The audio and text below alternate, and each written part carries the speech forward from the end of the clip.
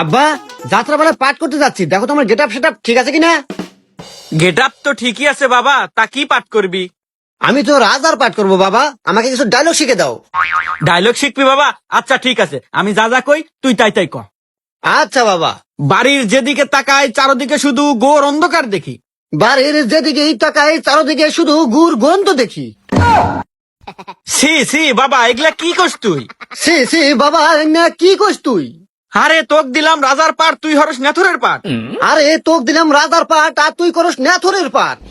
আরে তোক কবের কলাম কি আর তুই কস কি? আরে তো কবের কুলাম কি আর তুই কোস কি? আরে তুই বিষয়টা বুঝতেছু না। আরে তুই বিষয়টা বুঝতেছু না। আরে মাথাটা নষ্ট হয়ে গেল, জুতা মার মুকল।